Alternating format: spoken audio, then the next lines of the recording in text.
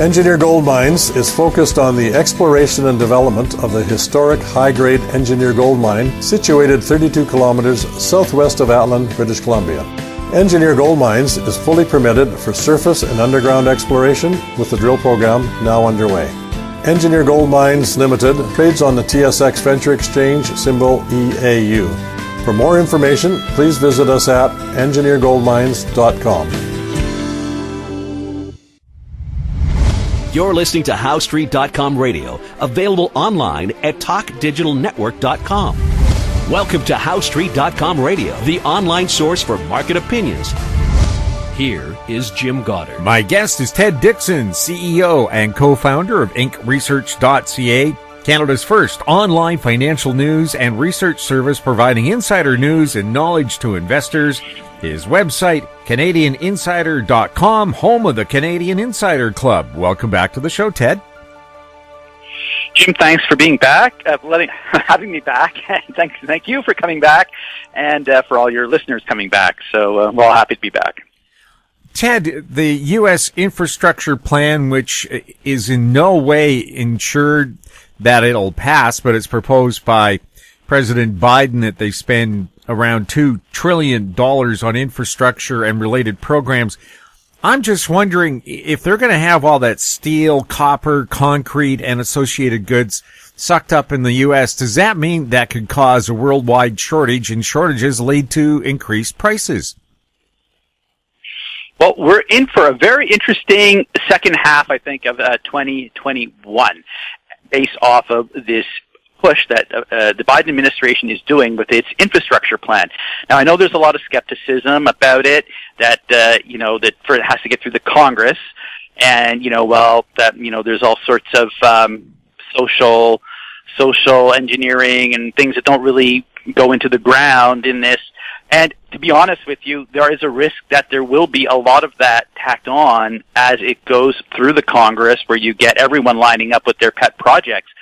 But on Monday, the Democrats in the Senate got a ruling from the Senate parliamentarian that said they can use a process called reconciliation to tack on then basically key components of this infrastructure plan. So while everyone was kind of planning for the fall that they would have to wait until maybe November for the next budget year to put this through, the Democrats it was kind of like Christmas at Easter for them. They get this ruling saying that they can use the reconciliation this year to push it through. So let's look at what the New York Times says that could be included in this plan. $85 billion for public transit, $80 billion for Amtrak, $42 billion for ports and airports, $80 billion for broadband, $111 billion for water infrastructure. That means pipes, Jim. That means, like you said, getting the raw materials to rebuild pipes. So this is a laundry list of construction projects and projects that will need basic materials.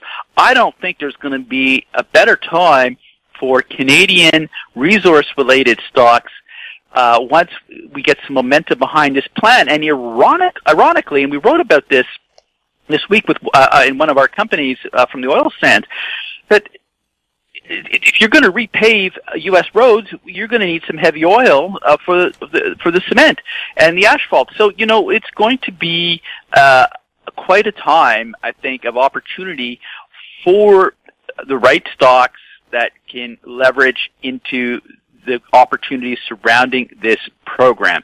So it's certainly one to watch. It hasn't been passed yet. There are obviously political risks, all sorts of risks. What if one or two Democratic senators say they can't support it for whatever reason? I think those risks are low. I think you're going to see this plan go fly through. I think it's going to come back faster than most people think, and the current kind of the setbacks we've seen in the market the last few weeks, I'm chalking that up to basic positioning, pullback from the move higher in February. I just think this is the normal kind of back and forth you see in the markets, and I think people who get too down on things, and there's every reason to get down on some things here in Canada with the way the COVID's going. But that's I digress on that. But no, I think it's full steam ahead. This pullback is providing buying opportunities here. If our G economy base case I've just described sort of rolls out, that this plan gets approved, and the Fed keeps printing. So we have a nice combination of money printing and infrastructure building. I don't think it gets any better than that for Canadian resource mid-cap oriented stocks. Are there any particular areas you think Canada will really benefit from this program? Because Biden has also emphasized buy American, but the U.S., for example, when it comes to steel and aluminum, just doesn't have the capacity to produce what they need even now. Well, that's right. And the Buy America is very interesting because it will, I think, be inflationary because they will favor more inefficient domestic suppliers. I think that's all part of their plan, though. You know, I think they're willing to put up with that to try and rebuild some of their own domestic capacity. There will be some spillover benefits for Canada. You'll have to pick the right stocks. Again, you know, we believe that this is the era of stock pickers now. The era of passive investing was last decade. Look, we still have people come on in culture money that promote the narrative from the last decade. 2012, 2016, 2019. They still believe that tech stocks are the way to go. That that you should be buying bonds. Look, there's they may end up being right. Maybe I have this all backwards. Maybe early in the year was a head fake, and now we're going into a spiral, a deflationary spiral. But I don't think so. But everybody will have to make their own bets on that. I think that stock picking is the way to go. But you're going to have to look at those stocks that have U.S. operations, for example, if they're manufacturers or automakers, that they can do the EV build outs in the U.S. And component build outs in the U.S. But we've also heard from the stories from the Biden administration that they're looking to Canada to source raw materials for their batteries. So there are going to be opportunities for Canadian companies. And then, of course, I think you're going to, as you've mentioned at the beginning of the show, you're going to have this upward pressure on commodity prices that, will sort of be one of those tides that lifts, a lot of the boats here. Not all boats. Again, you're going to have to be picky on which stocks you're into, but it'll be a nice boost for the basic materials and I believe oil and gas sectors. Also, what constitutes an American-made good? I mean, we have always heard of the study that the typical car, whether it's made in Canada or the U.S., the parts have gone back and forth across the border at least 7 times. Does it have to be 51% American? How much of it will have foreign content? And do they consider Canada a foreign country? I mean, we have NAFTA. Isn't it there for a reason to ensure there's free trade between the two countries? Right. So I think that'll all have to be worked out, and let's hope that our federal government, which basically took the beating on the XL pipeline, basically the Biden administration kicked Canada in the teeth on its very first hour in office, essentially. But hopefully there will be some sort of understanding on the Buy America. But look, Canada has to play ball too. We have Buy Canada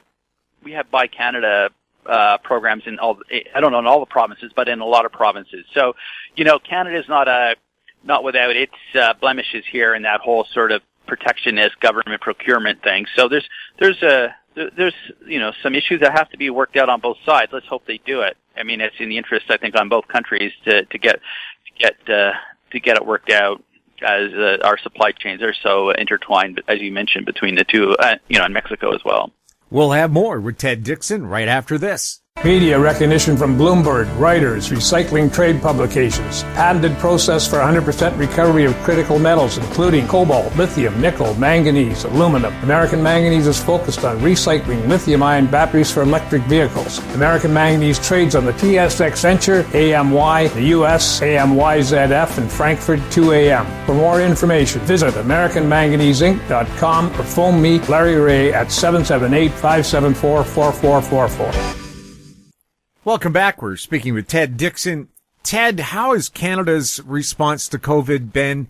And is it good enough to get our economy up and running again and become a so-called back-to-normal situation? Well, what I like to do about that question, Jim, is put it into an investing context, because I think most people on the show here are listening for investing ideas. So let's take a look at that. And I think there's a theory that says, well, we can set Canada's performance on COVID aside and just look at, the investing opportunities, divorced from that. I don't buy that. I think that our government response has been so pathetic. It's been so bad. And you don't have to take my word for it. The bipartisan Macdonald-Laurier Institute, it tracks an index of major industrialized countries, and they've ranked Canada 11 out of 15, I believe it is, and in terms of the response to COVID-19, and they've basically given us a D grade, I believe it is, on our overall response. So it's just not me who's looking at our poor performance on this, but I think they call it the misery score. They give us a grade D on it, and it's really, I think, starting to wear on Canadians, and I think that will change that's going to change the overall political economy in this country.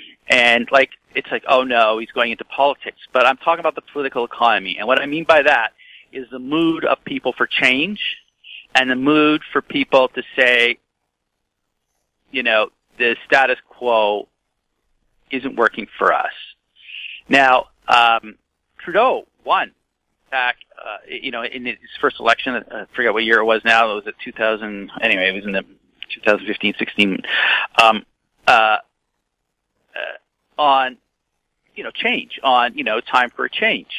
Well, now he's been in for a couple of terms, and the government's response to COVID-19 has been pathetic.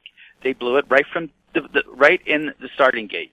And I'm sorry for all the Liberal Party supporters who may be listening to this, but it just happens to be a nonpartisan issue that we blew it. We didn't secure our borders in time. I mean, we have 119 land crossings, right? We don't have that many major airports, right? We pay Canada Borders Services to protect us, but it's not just to protect us from drug smugglers, right? It's to protect us from health and drug smugglers. It's to protect us from everything. That's what they're there. But you know what? They weren't even given a list in January. The agents on the ground, they were not even given a list by the federal government of which countries had COVID-19. Okay? This war against COVID-19 was lost in the opening months, and it was lost by Ottawa. Okay? Yes, there's problems in some provinces. Some provinces have performed very well in the Maritimes, for example. Other provinces not so well. I don't think you even have to say which ones those are. So, it's been a failure, a political elite failure in this country. They failed Canadians. A bipartisan failure. It's not just one party, although the federal Liberals have to take the bulk of the responsibility. There's no, I don't think there's any ability for any of the two major parties federally to do any cheering. The federal Conservatives were missing in action for most of the opening months of the pandemic, as they didn't have a leader.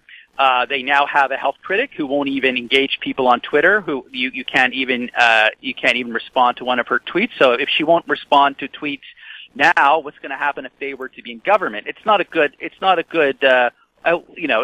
Conservatives are not putting a we're ready to govern and give you a change message out there. They're not. So what are Canadians going to do in the next election? I think Canadians are going to be looking at both the NDP and the Green Party very closely. Now, I don't think the Green Party has its act together. I read somewhere there's some internal squabbling. I don't know if that's the case or not. But the NDP have a policy conference coming up. Let's see how they handle it. The Conservatives didn't handle theirs very well, but people will forget about that. It's only people like me who I think keep score, and a few other political junkies who keep score. But if the NDP come out of that unscathed and they decide they want to win the next election, we could be in for some surprises. Now, normally the NDP don't try to win; they try and stake out more extreme ground on the left, and they then attempt to leverage policy that way. So we will see. But they did try under Mulcair to win. That didn't work out so well as they wanted to balance the budget, and Trudeau beat him because he said he wasn't going to balance the budget. So my point being is that I think the Canadian political landscape is ready for a shakeup, and that will have an impact if there is a shakeup on investing strategy for Canadian stocks, because where do all investment advisors and the big money, where do they all go, Jim? They go to the big banks, the big telco. You turn on business television, it's all about, I like the Royal Bank. No, I like the Bank of Nova Scotia. I really like Rogers. Oh, no, I really like BCE. It's all these big companies that get all the attention and get a lot of money. Well, you know what? People are going to be asking for something different instead of always government policy supporting the status quo. For example, we have a proposal where Rogers wants to merge with Shaw Communications. Well, this should be DOA, okay? It should take any politician with any brains in this country 2 seconds to say no. Now, in fairness to the Liberals, they're in government, so they have a few considerations to do in terms of their process, okay? But, the Conservatives are missing in action again on this. They don't know how to handle it. Well, it's obvious how to handle it. No, it's not going to happen because this is not pro-consumer. This is pro-big business. So we're ready for a shakeup in this country. So what does this mean for investing? For investing, this means you focus on innovative companies. You focus on companies that are doing the right thing. You focus on the oil patch companies that are fighting climate change, that are getting to net zero without any cheerleading from any of the political class. You focus on blockchain disruptors who are working hard to disrupt the financial system. You focus on innovation, biotechnology, companies that are inventing new things, companies that have been avoided, who were passed over by the federal Liberals in favor of a deal with CanSino in China. These are the companies you favored, the companies that are really working to build Canada, that are smaller companies, not these big companies that are favored by the Conservative Party and the Liberal Party. We're going to have a shakeup in this country at some point. I think it's going to come sooner than later. We will see. But Canadians are definitely going to be tired of the same old thing. It's failed. It failed them during the pandemic. This whole sort of, we can rely on big government to save us and big business to save us. It didn't work. It was, part in our Constitution, a cornerstone of it is to provide Canadians with good government. We've had crappy government, and Canadians are going to look for a change, and so I think on the investing side, you stay away from big, you head to small. You look what we do well, and I would throw, by the way, mining in there, especially in the right mining company, the companies with good managements that are in the industrial battery metals area they have to be at the right point in the mining life cycle curve because of rising interest rates, and we've talked about that in a number of our reports. But yeah, you stick to what we're doing good. You stick to small, and you stay away from big. And you stay away from the Conservative Party and you stay away from the Liberal Party until they both get their act together. I mean, that's my approach on life in 2021. And I'm sorry if I've offended some partisans out there on either party. But they both need a shakeup. And the one that kind of hits its stride first, maybe they'll win the next election. But right now, neither of them, I think, will get a majority because Canadians are so tired of the bad performance that we've seen by so many of our politicians on COVID-19. We'll have more with Ted Dixon right after this.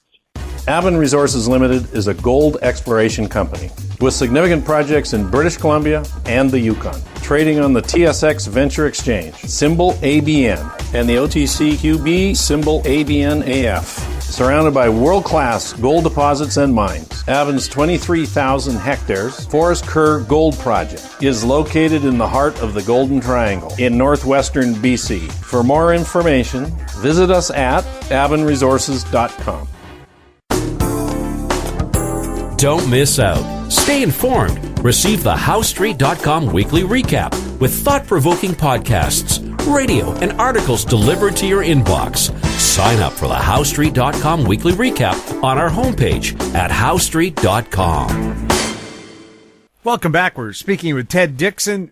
You mentioned stock picking's very important right now, picking the right thing. How do you do that? How do you know that you're investing in the right small or mid-sized company that's going to be innovative and have a bright future? Right. Well, stock picking is, it is a talent, and you've got to do your homework and your fundamentals. We provide a framework, a quantitative framework for all major stocks. They have to have market cap over 25 million. That gives an in-catch outlook, and that's based off of the company's valuations, the insider commitment of the company, which is basically holding and how amount of buying or selling they're doing, and the price momentum. So it's a pretty straightforward quantitative ranking. It's not. I don't sit there and say I like this company, I don't like that company. And you can even find those rankings on Canadian Insider. We update them every day for our subscribers on Inc. Research, but on CanadianInsider.com, you can get the 1 month at the beginning of we update them once a month on Canadian Insider, and it's a good starting point. And you can buy a PDF if you want the most updated ranking, or join the Canadian Insider Club, and you'll get 30 of those every month. Now, the other aspect, there's lots of fundamental analysts who will, instead of covering every, broad, hundreds of stocks in the market like we do, they'll pick, 10, 20, 30 of their favorites, and they'll give you a rationale. So I think now is a great time to invest in independent newsletter writers who are good. And I mean independent, not ones who are paid to shill a stock, right? I mean ones who are independent, like, and I'm not going to recommend any names, but, for example, people like John Kaiser in the mining industry who do their homework, right? And they're not paid to promote any stock, okay? So, there are a lot of fundamental analysts out there, right, who can help investors confirm your own work. So you may have a stock idea. It's always good to get a second opinion on that. You can do that, via our in-catch rankings. You can do that via other newsletter writers. And so, now's a great time for stock picking. So, but find someone you're comfortable with, and that you trust. And again, I'm not recommending our service or anyone else's service, but, shop around and spend a few bucks, spend a few $100 and see if you like something.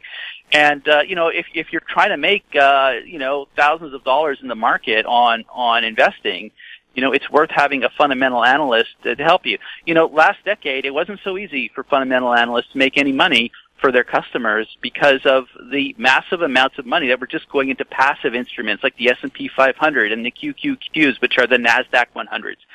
So, so that would be my take on it. And just, Jim, here, before we sort of wrap up, what I just like to point out that, twice a month, in Canada, we are, given a short report, for example, and this would get to sort of a way of looking at stocks as well.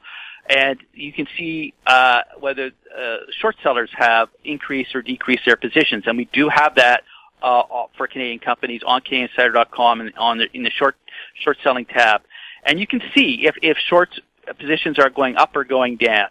And as part of sort of the education aspect of this, what I would suggest that you might want to look at is okay, if you see short selling going up and insider selling, okay, generally that's a bad sign, okay. And if you see short selling going down and insider buying, that's probably a good sign. Now, I mean, those are two broad generalizations. We do provide screens for our IncResearch.com subscribers on the basis of short selling and insider activity. That is a part of our premium service. But as a general rule of thumb, right, if you see shorts and insiders going the same way. Okay, so if short selling is going up and insider selling is going up, that's not a good sign, right? Not guaranteed that the stock can't keep going up and up and up, but it's just you might want to reassess your bullish view if you're long a stock and you see the shorts piling on and insiders selling. On the converse side, you see short selling non-existent or falling and insiders are buying. Not a guarantee the stock's going to go up, but it's better than the other way that we just described. So take a look. The short reports just came out on Wednesday. The latest one. So take a look and see if any of the stocks that you're watching have had shorts increase their position or decrease their positions. You might be surprised what you find. Monday, April 19th, the first federal budget in over 2 years. What do they need to do to ensure the Canadian economy gets back on track again? Well, they need to. It's a public health thing. We have to conquer COVID. It's too early to talk about economic recovery. I know the Conservative Party wants to talk about economic recovery. I want to talk about getting rid of COVID. And I know there are a lot of there's thinking out there saying, well, you want to get rid of COVID, you're going to take away my civil liberties. Let me point to something, right? Australia, New Zealand, Taiwan, they're enjoying their civil liberties because they don't have any COVID. They don't have yes, Australia will go into a flash lockdown to squish COVID, but then they remove it. We have to get rid of COVID. Okay, I don't care about the budget. The budget's all going to be more money printing. And the money printing's not going to solve anything. We got to get rid of COVID. And that's got to be the number one priority. And it's still not the number one priority in Ottawa, I don't think. It's just, there's only one answer right now for this country. We got to get rid of COVID. We got to get on top of it. We got to hold our politicians to account. Enough is enough. We need 30 days, an agenda to get rid of COVID in 30 days. And if nobody's up to the task in Ottawa to take the leadership and do it, they should step aside until someone is available to do it. We gotta shake the pot, Jim. No more fooling around. The BC budget comes out Tuesday the 20th. Same message? Same message. Absolutely same message. They left Whistler open. Okay, good. They were able to generate some economic activity, and they've also generated a massive swarm of P1 variant infections. It's a failure, total failure. Ted, thank you so much for chatting with us. Well, Jim, sorry to end it on a lousy note, but if we can get on top of COVID, things are going to be roaring.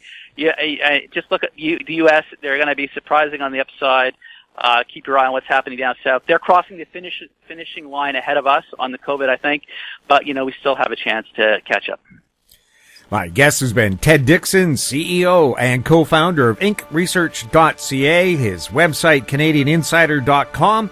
If you have any questions for Ted or any of our other guests, you can send them to info@HowStreet.com. Our YouTube channel is Talk Digital Network. Find us on Twitter @HowStreet. We're also on Facebook. I'm Jim Goddard. Thank you for listening. Comments made on HowStreet.com radio are an expression of opinion only and should not be construed in any matter whatsoever as recommendations to buy or sell any financial instrument at any time. Available online at TalkDigitalNetwork.com. HowStreet.com radio is a production of HowStreet Media Incorporated.